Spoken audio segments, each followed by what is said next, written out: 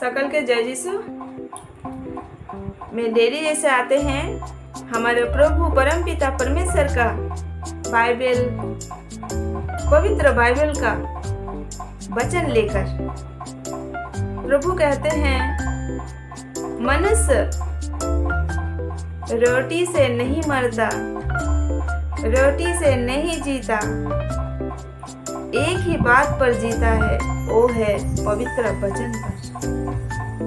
जो पवित्र वचन को सुनेगा, जो पवित्र वचन को मनन करेगा, वो प्रभु के साथ जुड़े रहेगा और प्रभु को महिमा देगा, प्रभु का गुणगान गाएगा और प्रभु के साथ चलने का मौका मिलेगा। तो आइए हम सब मिलके प्रभु का पवित्र वचन को सुनते हैं और पवित्र वचन को हम लोग महिमा देते हैं।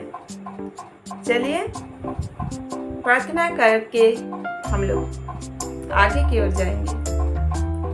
स्वर्गीय पिता, मैं आज आए हैं आपका पवित्र वचन लेकर। पिता, हमें आशीष दीजिए, मेरा मुंह से आप बात करिए। सबको जो मेरा ये वचन, ये आपका वचन सुनेगा, ये पवित्र वचन को सुनेगा, सबको बहुत आशीष दीजिए। हे पिता, हे परमेश्वर, मेरा विनती प्रार्थना यही है, आप सुन लीजिए। हर प्रार्थना का जवाब देने वाला परमपिता परमेश्वर है, वो जिंदा खुदा है, जिसने जो भी मांगा है आज तक सबको सब कुछ दिया है। प्रभु, आज भी हमारा मुंह से आप बात करिए, सबको आशीष मिले। आमीन, आमीन और आमीन। आइए प्रभु का वचन को हम लोग महिमा देते हैं, क्योंकि प्रभु ने बोला जैसा पवित्र वचन से ही, रोटी से नहीं बल्कि पवित्र वचन से जिंदा रहता है। तो वैसे ही आज हम लोग प्रभु को स्तुति आराधना करते हैं और उसके बाद हम लोग पवित्र वचन गाते हैं। तो गाना गाएंगे, उसके बाद हम आगे बढ़ेंगे। तेरे दर पे मैं आई हूँ लेकर दुआ, तेरे दर पे मैं आई हूँ लेकर दुआ, तेरे दर पे मैं आई हूँ लेकर दुआ। मेरी सुन ले दुआएं खुदा बन खुदा, मेरी सुन ले दुआएं खुदा बन खुदा। हाथ जोड़े हुए अपने सर को झुका, हाथ जोड़े हुए अपने सर को झुका। मेरी सुन ले दुआएं खुदा बन खुदा, मेरी सुन ले दुआएं खुदा बन खुदा। तू है जिंदा खुदा, तू है मेरे खुदा, तू है जिंदा खुदा, तू है मेरे खुदा। इतने इम्तिहान तू है मेरी वफा, इतने इम्तिहान तू है मेरी वफा। मेरी चारों तरफ रुके आगे लगा, मेरी चारों तरफ रुके आगे लगा। मेरी दिल में समा, मुझे रूह में समा, मेरे दिल में समा, मेरे रूह में समा। हाथ जोड़े हुए मैं अपनी सर को झुका, हाथ जोड़े हुए अपने सर को झुका। मेरी सुन ले दुआएं खुदा बन खुदा, मेरी सुन ले दुआएं खुदा बन खुदा। आसमां से आके को हरा, आसमां से आके दुश्मन को हरा। मेरी वादा किया तुमने, निवादा को निभा। तेरे दर पे मैं आई हूँ लेकर दुआ, तेरे दर पे मैं आई हूँ लेकर दुआ। मेरी सुन ले दुआएं खुदा बन खुदा, मेरी सुन ले दुआएं खुदा बन खुदा। आमीन। सबको बहुत आशीष मिले।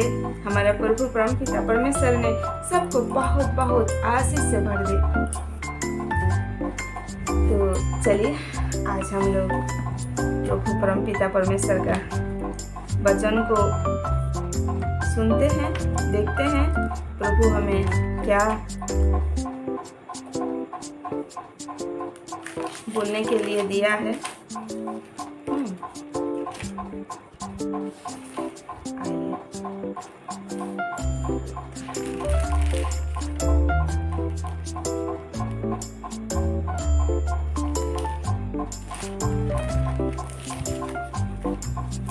हमारा प्रभु परमपिता परमेश्वर सबके साथ हर समय रहता है। जैसे हम लोग सांस लेते हैं वैसे ही मेरे पिता भी वैसे मेरे सांस के साथ में रहता है, मेरा धड़कन के साथ में रहता है। हमें अकेले में कभी भी नहीं छोड़ा है। पिता हमें जन्म दिया है, इस धरती में लाया है, उसका भी एक दायित्व है कि उसने हमें लाया है और उसको खाना पीना रहना कपड़ा मकान सबका दायित्व उसने रखा है। हम लोग तो बस ऐसे ही टाइम पास करते हैं, काम करने का बहाना करते हैं कि हम काम कर रहे हैं, हम इतना इनकम कर रहे हैं, हम ये कर रहे हैं वो कर रहे हैं, मगर नहीं, जो हमें मकान कपड़ा बाड़ी गाड़ी, हमें बैंक बैलेंस, हमें खाना पीना, जो कुछ भी आज तक हम लोग एंजॉय किए हैं, एंजॉय कर रहे हैं, और सब कुछ एक ही आदमी ने दे रहा है। वो पहले ही तय कर चुका है कि हम किस रास्ते में जाएंगे, कहाँ रहेंगे, कहाँ क्या खाएंगे, किसके साथ रहेंगे, कौन मेरा घरवाला होगा, कौन मेरा माता पिता होगा, वो पहले से ही तय करके आए हैं हम लोग। तो हम लोग टाइम पास करते हैं, दूसरों के साथ हम लोग झगड़ा करते हैं, एक छोटा सा चीज के लिए हम लोग लड़ते रहते हैं। अरे वो तो हम लोग को पहले से बांट दिया है कि हम लोग क्या क्या इस दुनिया में करने वाले हैं। सबको छोड़ के हमारा परमपिता परमेश्वर बोल रहे हैं हमारे साथ चलो, हमारा बात को सुनो, ताकि आपका कोई भी कमी नहीं होगा, कुछ भी कमी नहीं होगा। हम लोग खाना के लिए सुबह से लड़ते रहते हैं, क्या करेंगे क्या नहीं करेंगे, कहाँ जाएंगे, कैसे हम लोग काम करेंगे, कितना इनकम करेंगे, तो हमें लोन भरना है, हमें क्या क्या सब करना है ना। हमारा प्रभु परमपिता बोलते रहते हैं कि तुम मेरा पीछे चलो, तुम्हें वो चीज हम देंगे जो तुम्हें स्वर्ग में तुम्हें एक अच्छा जगह मिलेगा। मगर सुनता कौन है? बस हम लोग को तो बस पैसा चाहिए, हम लोग को बड़ा गाड़ी चाहिए, हम लोग को तो पिता के नहीं पास रहना है और नहीं साथ चलना है। ए भाइयों, मन फिराओ। हमारा प्रभु पिता परमेश्वर आज हमें कुछ वचन दिया है, आइए पाठ करते हैं। ये लूका रचित सुसमाचार 9 अध्याय का 23 पद से हम पढ़ेंगे। तो यहाँ पर बोल रहा है यीशु के पीछे चलने का अर्थ, यीशु के पीछे चलने का अर्थ। हमारा यीशु मसीह बोल रहे हैं हमारा पीछे चलिए, तो उनका पीछे में चलने का अर्थ क्या है? आ जाइए देखते हैं। उसने सबसे कहा यदि कोई मेरे पीछे आना चाहे तो अपने आप से इनकार करे और प्रतिदिन उनका क्रूस उठाए हुए मेरे पीछे हो ले। क्रूस उठाए, हमारा प्रभु परमपिता परमेश्वर जब क्रूस का बात आते हैं तो एक भयानक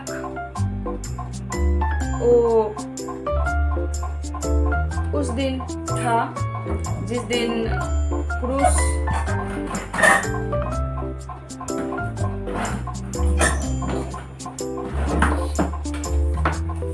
क्रूस पर चढ़ा था हमारा परमपिता परमेश्वर को जब चढ़ाया गया था, तो उस दिन का बात हो रहा है।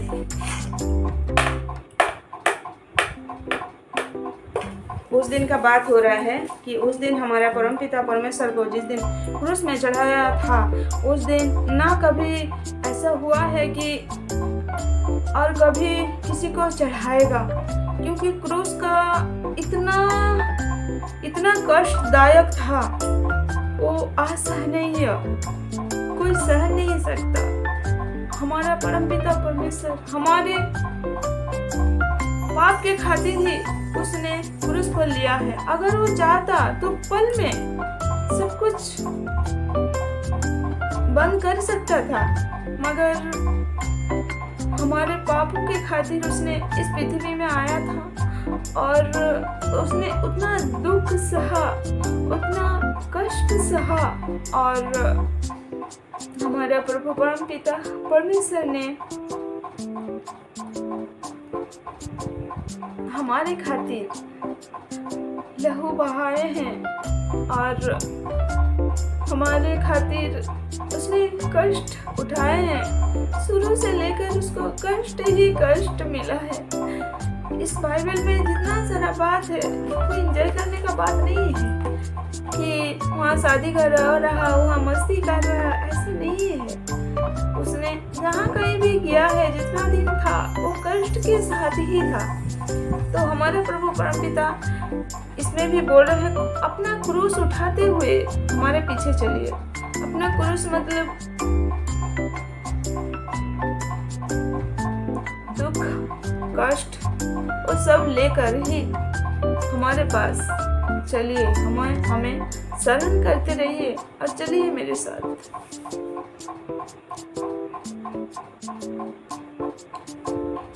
तो अपने इनकार करो और प्रतिदिन अपना क्रूस उठाते हुए मेरे पीछे हो ले। अपना संसार का जो काम काज है, पिता बोल रहे हैं कि वो बेकार का है, ये मोह माया सब कुछ बेकार का है, उसमें मत लगाइए मन। अगर मन लगाना है तो प्रभु पर लगाइए, प्रभु सब कुछ ठीक कर देगा। आपको दुख उठाने के लिए नहीं देगा और न ही उसमें आपको कष्ट में लाएगा, क्योंकि वो हमारा पिता है। कोई भी पिता नहीं चाहता है कि वो दुख में रहे, कष्ट में रहे। वो हमेशा चाहता है कि हमारा बेटी सबसे अच्छा रहे, हमारा बेटा सबसे अच्छा रहे, टॉप जगह में रहे और अच्छा खाना खाए। यही चाहता है हर माँ बाप। तो हमारा इस जगत में जैसे हमारा माँ बाप नहीं चाहता है, तो परमपिता परमेश्वर कैसे चाहेगा कि हम कष्ट में जिए? नहीं चाहेगा। बस अपना सब कुछ उनको देना है, यही बोल रहे हैं। कष्ट दुख दर्द जितना सब आपका है, सब कुछ उनको दे दीजिए और आप मेरा पीछे चलिए, ऐसा बोल रहे हैं। हाँ, संसार बनाए हैं, संसार को छोड़ के कहाँ जाएंगे? ये संसार में ही रहिए, वो सब काम करिए, साथ में उनको आराधना करिए, उसको ध्यान में रखिए, यही बोल रहे हैं। क्योंकि जो कोई अपना प्राण बचाना चाहेगा वो उसे खोएगा। आप जितना चाहेंगे कि हम मेरा प्राण को बचाएंगे, हम नहीं बचा पाएंगे, क्योंकि प्राण बचाना और रखना हमारा बस का थोड़ी है। वो जिसका है उसको दे देना है, उसको छोड़ देना है कि आप ही देखिए, आप जब हमें भेजे हैं तो आप ही इसको सुरक्षित रखिए। तो आप देखिए कितना अच्छा से चलेगा। हम लोग तो काम करते हैं, पैसा इनकम करते हैं, मगर क्या करते हैं? डॉक्टर घर में जाके सब पैसा दे देते हैं, क्योंकि हम लोग प्रभु को याद करते ही नहीं हैं, बोलते ही नहीं हैं। हम लोग अपना दुख दर्द प्रभु को बोलते ही नहीं है कि हमारा शरीर में प्रभु पिता परमेश्वर हमारा शरीर में आपका दिया हुआ रक्त मांस से बनाया हुआ शरीर में आज कुछ हुआ है तो आप ठीक करिए। हम लोग बोलते ही नहीं, हम लोग सीधा डॉक्टर के यहाँ चल जाते हैं। बचाने चाहते हैं मगर बचा नहीं पाते हैं, क्योंकि जिसने दिया है उसी ने ले लेगा।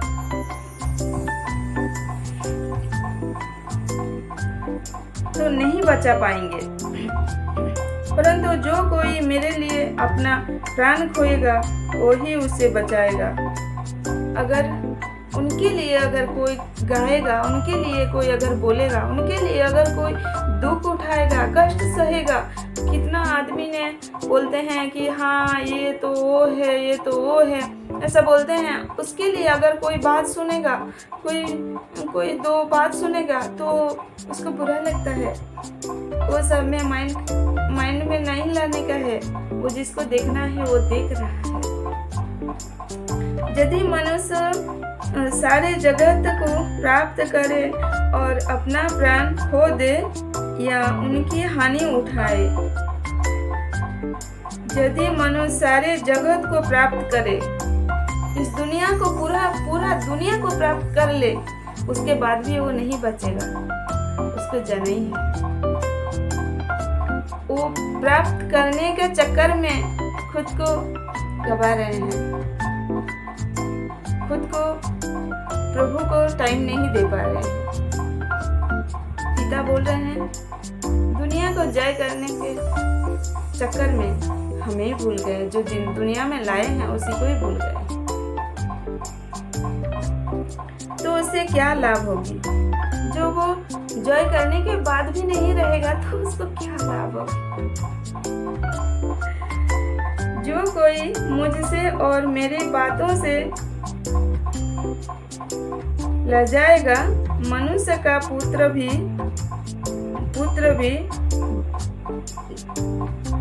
क्या बोल रहे हैं? जब कोई मुझसे और मेरे बातों से लजाएगा। बहुत तो कोई ऐसा होता है ना, बोलते हैं कि प्रभु यीशु वो क्रिश्चियन है ना, क्या आप भी क्रिश्चियन हो गए हैं? क्या आप भी ये कर लिए हैं? क्या वो कर लिए हैं? तो जो कोई लजाएगा, बोल रहे हैं जो कोई लजाए उस बातों में, जो लोग नहीं जानता है वो लोग तो बोलेगा है ना। तो जो लोग नहीं जानता है, जो कोई लजाएगा तो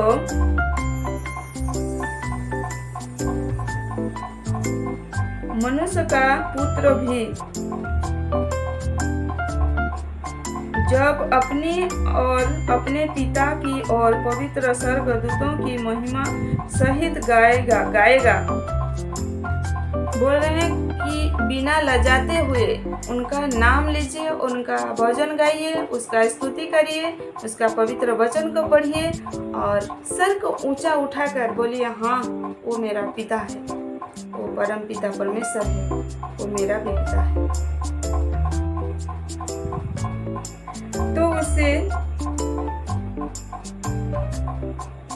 तो उससे लजाएगा। आप उससे लजाएंगे तो वो जब आप कॉन्फिडेंस के साथ आप बोलिएगा तो वो खुद लज्जित होकर चले जाएगा, आपको नहीं लजा पाएंगे, क्योंकि प्रभु का देन है, प्रभु ने बोला है। मैं तुमसे सच कहता हूँ कि जो जहाँ खड़े हैं उनमें से कुछ ऐसे हैं कि जब तक परमेश्वर का राज्य न देख ले तब तक मृत्यु का स्वाद न चखेगा। परमेश्वर का राज्य जब तक नहीं देखेगा तब तक वो मृत्यु का स्वाद नहीं चखेगा, है ना। इन बातों के कोई 8 दिन बाद, ये सब बात होने के बाद 8 दिन बाद वह पतरस यूहन्ना, उसका जो दोस्त लोग था, उसका जो सहायक लोग थे, तो दास लोग थे, तो उसका बारे में हम अभी तक नहीं बात किए हैं, तो उसके बारे में भी बात करेंगे कि उसका जो जितना सारा दास था, साथी था, तो वो लोग का बारे में हम एक दिन बात करेंगे। तो यूहन्ना याकूब और साथ लेकर प्रार्थना करने के लिए पहाड़ पर गया।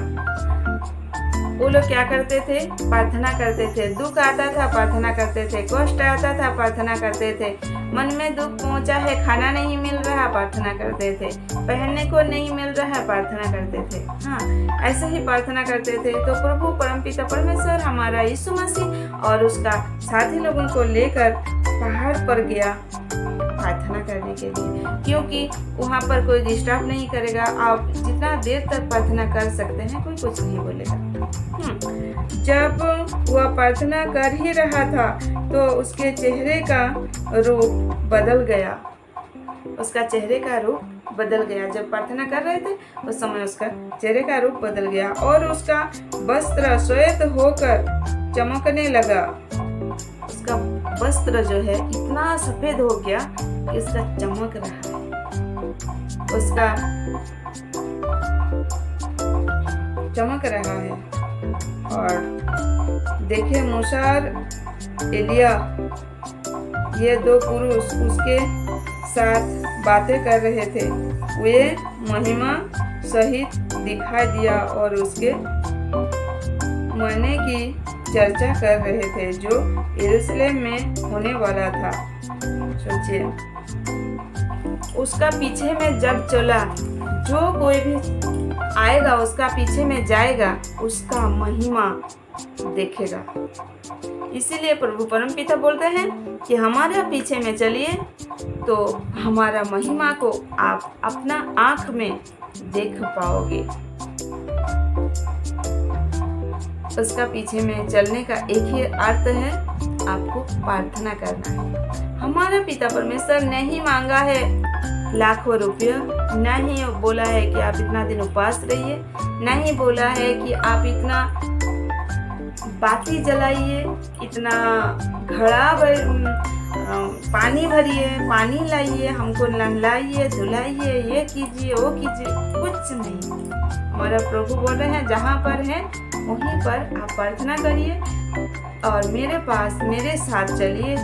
मेरे साथ चलने का अर्थ है कि वो जैसे जैसे काम करते थे, जैसे स्वभाव था उनका अंदर में, वैसा अगर स्वभाव अपना अंदर में भी रखेंगे तो हमारा पिता भी आपको संतुष्ट होगा और आपको आशीष देगा और प्रभु का महिमा को आप देख पाएंगे। जिसे हमारा प्रभु परमपिता क्या करते थे, दुष्ट आत्मा को निकालते थे, वो आप देख पाएंगे।